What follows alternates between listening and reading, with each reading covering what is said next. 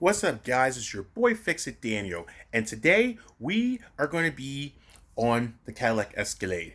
We got a P0300 code that we need to do, and we're going to show you guys how to diagnose it and how to fix it. So,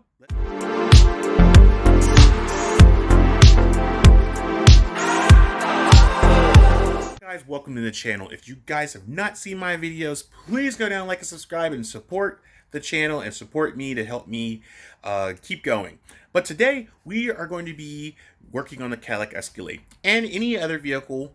If you have a P0300, then this is a random misfire, which means that we have to do a little bit of diagnosing.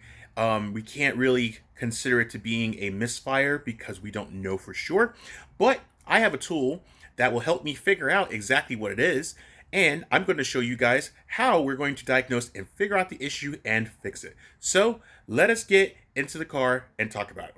So as we know, there is a P0300, which is saying it is a random misfire.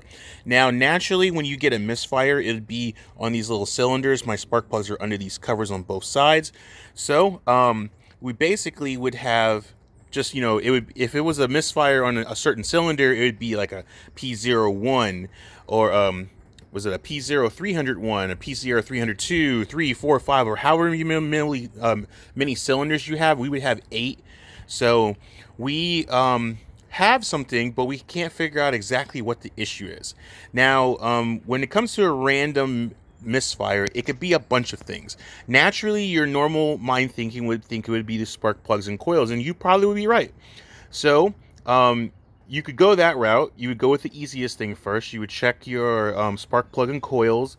If your car was already running fine and running smooth, and all of a sudden you get some random misfire code, you naturally would want to go to your spark plugs and coils and start with that easiest thing, because naturally that would be the first thing to go, especially when it says misfire. When you think of misfire, you're thinking one of your coils and spark plugs are just not working. Well, that could be the case. Sometimes it could be your injectors. I've read some forums and watched some videos, so some people say that it could be your injectors. You could have a vacuum leak. You could have some problem with the fuel filter, a fuel pump not getting fuel to the spark plugs. But if you did not know, and when you see a random misfire, you would think, I need to check all these, and you would be right. But if you have a computer like I do, or if anybody's is smart enough to buy a computer and have those on you, you can eliminate all those issues by pulling it up on the computer. If you didn't have the computer, that would be one of the other things that you could do, is doing all the tests. Some people even say that if you have a vacuum leak, you can spray some carburetor cleaner all over the main intake manifold and see if you get a leak and see if it changes, and that would work too. Or even one of the final things is some people say that you could test your battery, and if your battery isn't holding voltage, that could cause a random misfire. So when random misfire comes, it's very tricky to figuring it out, especially with someone who doesn't have a computer or is maybe not car knowledgeable. You would start freaking out because it doesn't tell you exactly what the problem is. You're going to have to dig, and this is where people want to take it to the dealership or parts place and have them diagnose the problem, and then they tell you what it is, and you get it fixed, or you have them fix it, or whatever. But here at home, we're going to do it a DIY way. I have a computer. I'm going to pull up the computer and check it out. So let's go in the car. I'm going to hook up my computer, and I'm going to show you what I found, because I already know what the issue is. So let us get in the car, and I'll show you what I found, and then we can go and fix the problem. Hey guys, so we're in the car. I got it all set up because I got my computer. It's loading right now. So this is my computer that I've bought. It's a top done, Art Digital 500S. It's a really good computer. I'm really glad that I got it. It's actually working quite well because it helps me out doing my diagnosis. I used to have to go to the auto parts store, AutoZone and O'Reilly's, and have to go and get them to do it so they could check it. And I was tired of doing that because I kept going multiple times and borrowing their units, and I just bought my own. So I got this from, I think I got this from Amazon or eBay. I can't remember. But if you guys want one of these, you can look in the link in the description, or you can just go online and get one yourself if you want to. But this is definitely comes in handy, or you can get one of those Carly things, which I will actually think about getting for myself to have it in the car randomly if I'm on a trip or a road trip, it's a lot more portable, and I can carry that with me instead of carrying this with me. If something goes wrong, that would be a perfect like portable tool for on the road, and then you could hook it up to your cell phone and use it. But this works great. It's still portable. You can still carry it with you, but it's a lot more easier with the Carly. But this actually works as well, just as fine too. If you didn't want to afford spending that much money, you could buy this, because this has a this is a lifetime update on all of the features. So I get a lifetime update as long as it's connected to the internet, or I can connect to the internet and update all my stuff. It's perfectly fine. So right now we got the check engine light on because it's not on, but we do have a under the engine control module, and I'll hit that, and then I'll show you that my code. I just want to show you the code so you know that I actually did have one, so you can kind of see it for yourself. So, and here it comes up. Okay, so as you see, I have a P0300 engine detected. Engine misfire detected. Actually, it's more of a, and when I pulled up this code, you can pull this code up and it'll say it's a random misfire, because like I said, if it was a typical sensor, a different type one, then you could go through the whole thing. But I know what the issue is. It actually is a misfire on one of the cylinders, even though it does not tell you which one. It actually is. And the only reason I found that is because I went in depth into this thing. I actually pulled it up and I figured out how to do it. So what we're going to do right now, we're going to start the car. So the car still starts. It runs fine. It's just got the little shimmy shake. So we'll try to do that for a little while. And I know you can't feel the shimmy shake. Maybe you can hear it. It is misfiring. So what we're going to do is we're going to show you how I figured out which cylinder it was, because I couldn't figure out which cylinder it was. So what we're going to do is we're going to go back out. Okay, so we're going to keep going back out. Then now we're going to check our live data. And you need the car running to check the live data to make sure what the issue is.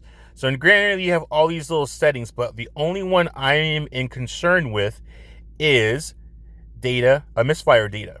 So this is actually going to check the misfiring part, because I already checked all the fuel injectors, and all the fuel injectors are firing like they're supposed to. Sorry, I'm trying to hold this and it's shaking my hand. So what we're going to do is we're going to scroll. So you got all these different issues you can check for misfire. You can check your injectors.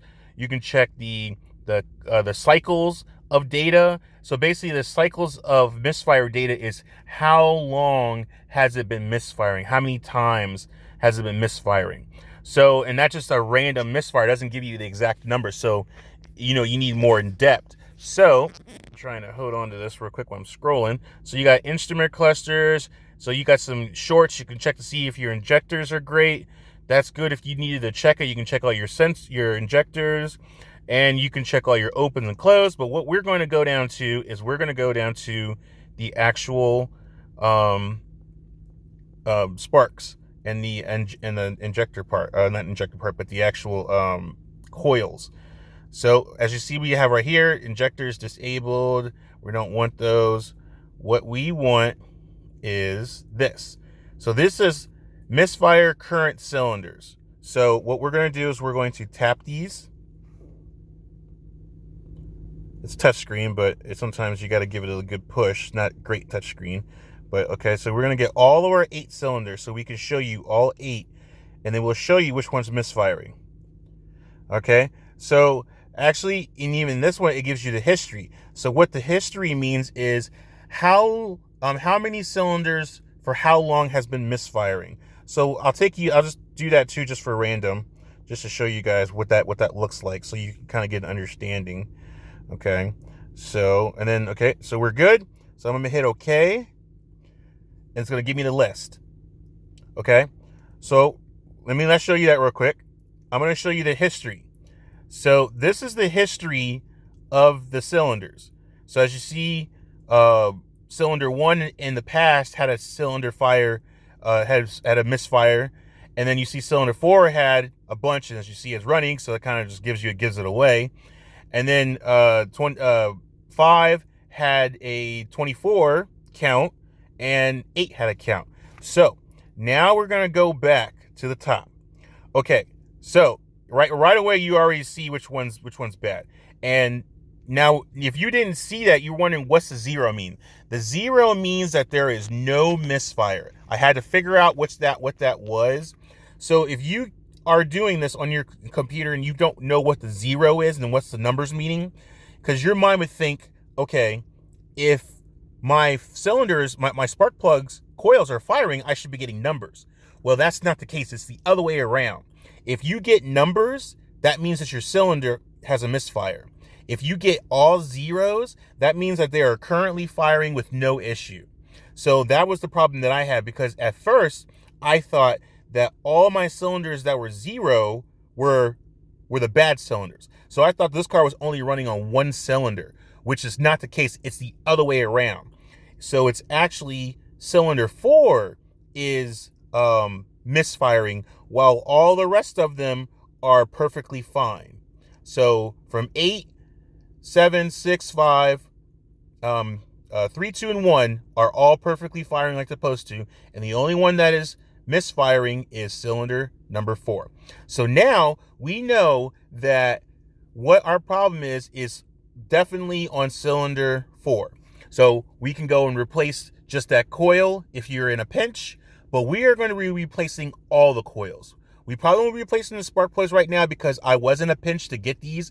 It was just out of the blue. I wasn't prepared for this, but I had enough money to get the coils. I had no choice. I had to get the coils. I was already planning on replacing the spark plugs and coils. Someone on my video had asked me to show a video on it, but I didn't do it because I didn't need to do it right now. So that was an extra thing that I did not need to do, but now I need to do it. So for whoever the person, I can't remember the person's name, it was a while ago. If you are watching my videos currently, I'm about to do the replacement of the spark plug, of the coils, not the spark plug, just the coils. So we're going to be replacing this one, and then we'll go and replace the rest of them, and then see, hopefully that'll fix the issue. So let's get under the hood, and let's go ahead and replace the spark coils. Okay guys, so now we're at the car. As you see, I've already pulled off the sheet, a little rubber cover piece. It's really quite simple. All you do is you just take it. There's little poppers that's holding it on. You just pop them off and grab it right here, pop it, and then out the way. Gives you access to all your coils. So the coil firing order is 1, 2, 3. Let's see. Yeah. So it's 1, 2. And then this one is here is 3. That one there is 4. Then that third one is 5, 6, 7 on that last one, and then 8 is on this side. So that's how it goes. It goes zigzag. It goes all the way to the 8. So the one that's bad is this one, number 4. This is cylinder number 4. This is the one that's actually bad right here. This one right here. But since we got new coils, we're going to be replacing them all. And then if everything goes good and it actually goes away, no shimmy and shaking, no issues, no nothing, then what we'll do later, we'll come back and replace the spark plugs. These spark plugs are really expensive. They're Ultrums. Yeah, they're Ultrums or something like that. Iridiums. They're Iridium plugs, and they're not exactly cheap. They're really expensive plugs. This car recommends to have that, and I want to keep it that way.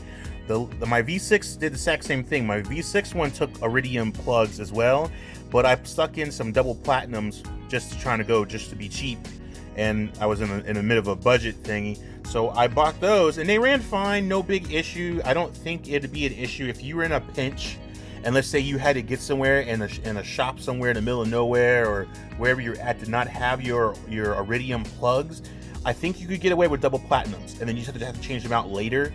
But since if this fixes the issue, which I'm hoping that it does, if just replacing the coils will fix the issue, I'm gonna come back later and get the right spark plugs to put these in there. And then all I gotta do is just pull these back out, pull out the spark plugs, put them back in, and then we'll be good to go. But right now, since I need the car running, I'm going to just replace the coils, and then we'll do the spark plugs later, and hopefully that'll be okay. So we'll go from there and we'll do that. So that's what we're going to be doing right now. These little bolt heres that's holding them down, they are T30 torque bits. They're these right here. As you can see, if I can get you focus. Hang on, let's get the focus on actually. I'm looking, there it is, right there. So it is a, come on, focus. You get the idea. It's a T30 torque bit. This thing does not want to focus. There it is right there. T30 torque bit. The T30 torque bit, if you saw it, and then it's a little star pattern-y thing. Those would take those off. So we are going to go ahead and start. I kind of want to start with just that fourth one and then go replace them all. That way we know for sure that they are actually all good. So that is what we're going to do first. Just to make sure that my theory was correct, that that's the issue. It clumsily points to that, but I want to make sure. So what we're going to do is we're going to take this off, just this fourth one right here. So they got these little clips. So all you got to do is just gently, because these things can be brittle because they've been in here for forever and they look like they're a pain in the butt to get out because it's really tight. So you push up on the clip and just slowly wiggle it out. I have to push a little bit more. Okay. So like I said, these things are kind of tight, and I don't want to rip it or break the tab because it's in there. So let me get some assistance.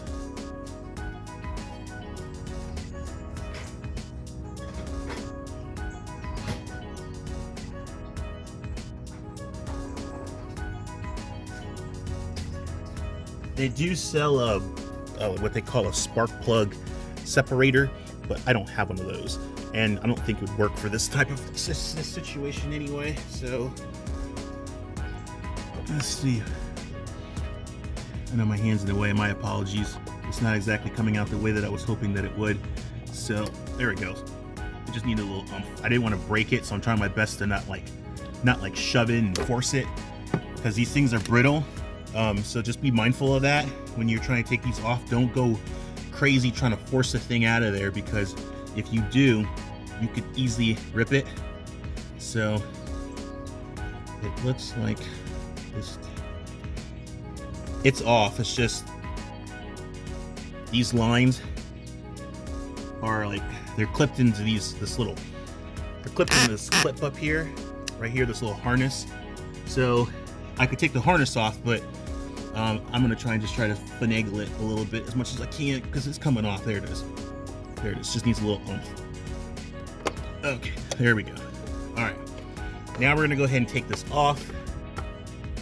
Let me get you guys on screen. All right, now we're gonna take this off. Just a little torque bit right here. We're gonna do it kind of nice and easy. Just nice and easy. You don't need to go crazy with it. Just cinch down. So I'm going to do this by hand because it's not a whole lot of room.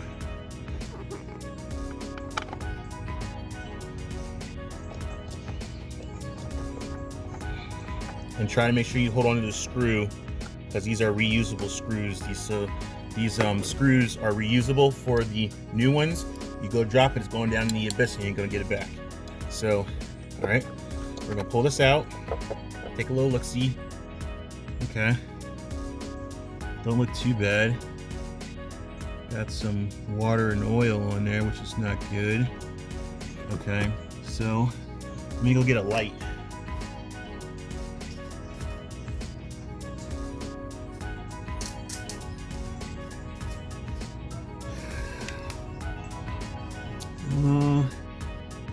Got a little bit of an, oh, well, that's not good.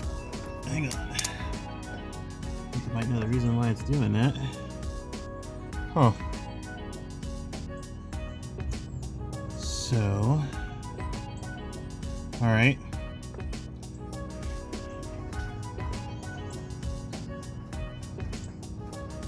I'm gonna grab a rag here. Clean this out.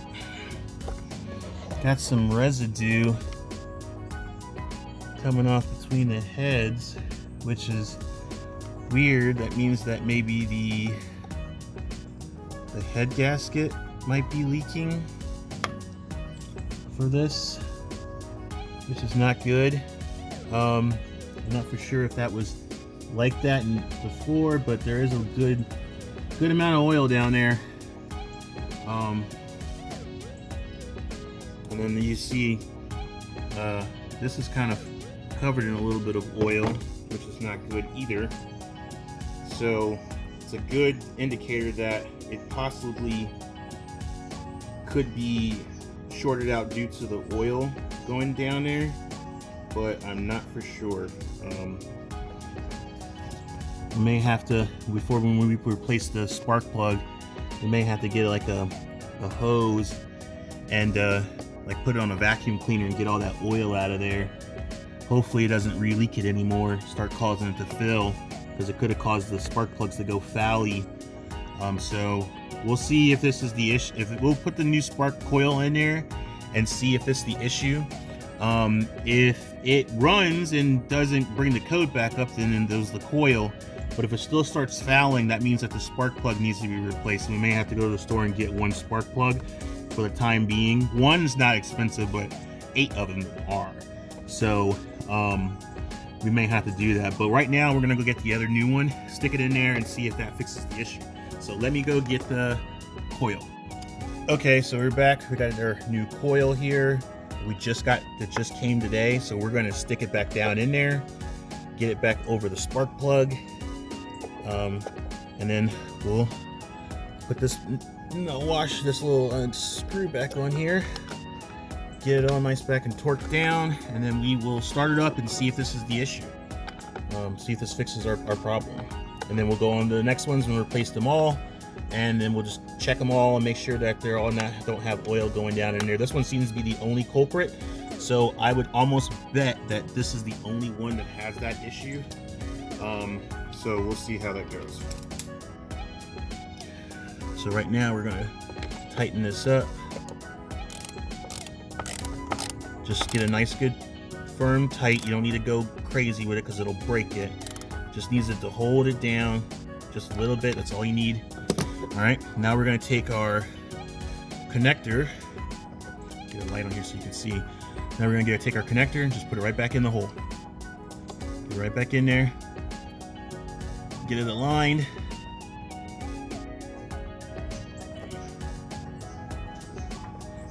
She'll go.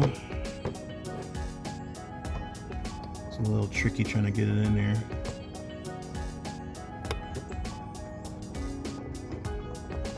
There we go. All right, then it's snapped. We're good. All right, so now we're gonna go to the car, start it up. Actually, before we start it, we'll clear the code and then start it and see if that gives us the issue. So let's go back inside, clear the code, and then we will see if that fixes our misfire. Okay guys, so we're back in the car. We got the computer up. Now what we're gonna do is we're going to clear the code before we get started. So I'm going to clear it because I already know what the issue is. So we're just gonna just clear all the fault codes. Say yes. That should go away. Okay. What we're going to do is we're going to go back. It didn't go away because the check engine thing's on. So okay. Okay, so we're good. You see it's green. We're good. We're going to start it. So let's find out and see if it works. Yep. That's what it was. No vibration, no nothing. No check engine light. Running completely smooth. That's what it was. It was just a bad spark plug, spark coil. So we're still gonna go ahead and replace the spark plug anyway. Later, we'll order some iridiums, and we'll also try to see if we can take care of that little leak or whatever is going on in there. So we will do that as well, and hopefully we'll check the rest of them. They'll be bone dry. Maybe that's something leaking somewhere, and maybe we can kind of like do a little DIY patch in there just to make sure that doesn't keep leaking into that cylinder, and then we should be fine. So that's another trick we can do if it actually is the only one leaking oil inside. If not, then maybe we can do something with that later, but we'll figure that out. But maybe that was something older. Maybe it already had been in there and someone didn't clean it out, because this is the first time I've actually taken out those coils. So it could have been something from previous time. Who knows? But all we know is that we got no check engine light here and here and here. So we're going to turn this off. and we're gonna go ahead and finish replacing those coils. So let's get back under the hood and finish replacing those. Okay guys, it's raining a little bit. We're gonna go ahead and try and get these going. They're really quite simple. It's really simple. It's just a matter of taking the little connections off, the screws off, replacing them one at a time, tightening them back up and putting them back in, and then everything is groovy. So that's what we're going to be doing. We're going to be doing it in time-lapse mode just to speed it up because it is raining right now and I don't want any water to get down in the cylinders. So I showed you the first one, so now we'll go and get one side done at a time. We'll do one side at a time. So let us go ahead and get into time-lapse mode.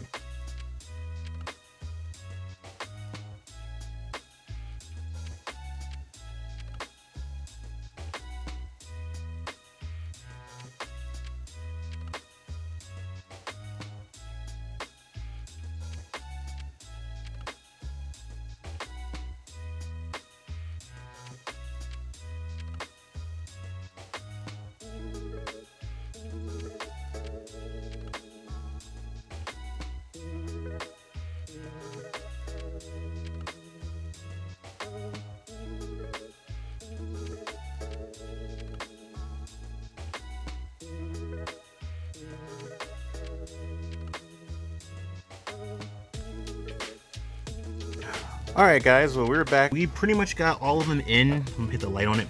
We pretty much got them all in. They're all ready to go. I just gotta put these last two clips on here. I just got them tightened down. But they are all in new. One of the things I noticed too, and it's not really a hard thing to do, but if you see that little notch, so if you look at that, there's a little notch on the, and I'll actually show you on the old ones. So there's these little notches right here that goes on these plates. What it does is it keeps you from putting it in the wrong way. So it goes in a certain way that mounts up with the hole. So this is like a little guide piece that falls right in. It's something simple. You would realize it once you try putting it in there, because then you'd be trying to figure like, why is it not going down? So it's got little notches, as you see right there. It's got a little notch on the side for it to fall in. But yeah, these are all in, good to go. I realized what that is, the oil. So each of these cylinders have oil down in the bottom of it. It's due to the valve cover leaking on the inside. So it's leaking internally, not that much, just a little bit. So basically, you know, this whole thing is the valve cover. So it's leaking right where the actual spark plug go. There's like an O-ring like around here on all four that it's actually leaking in, and that's the only thing. So and then be mindful of these wires because they are really tight, like especially in mine, especially if you got the V8, they're really tight in there because of this harness wire up under here. So you just have to shove it, just get it lined up and shove it in and it'll go. And just make sure you hear that click from your actual thing so it doesn't back out on you. And there, that one. And then as you see this harness right here, that harness is actually somewhat in some of the ways of them because the way that they go. So so I just take it and then just kind of get it lined up. Try not to break your tab, and then just try to get it lined and then shove it in there as best as you can without breaking it, and it'll go. It's just got to get over that harness loom, and then you just push it in. And then you hear it snap. So it's just this harness going up under the wires for the thing is in the way, because it actually connects right here. This is the whole like spark plug wiring harness loom. So it's kind of like spidered into the main and then branches off and goes individually. So you don't need to undo that. Just try to finagle it around the main one, and then you're good to go. So now we are all done, and now what we're gonna do is we're gonna put this cover back on, and then we should be good. Guys, and just like we said, we gotta just put these last little pieces on, and we just gotta put these little cover pieces on. Really simple. I got these little notches for the little metal pieces. Just slide it back under. Try to, actually, wrong way. Just try to get it mounted over the holes, and then just push down. That keeps them covered, which is a good thing. Keeps some water or debris from getting under them. And then just slide it back on this side too.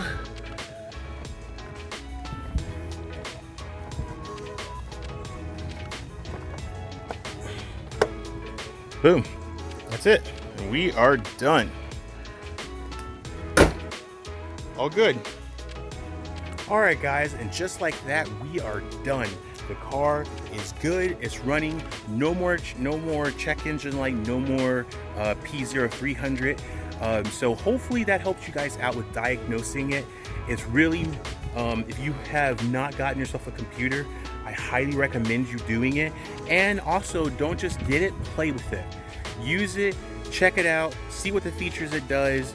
Because obviously you spent all that money for the computer.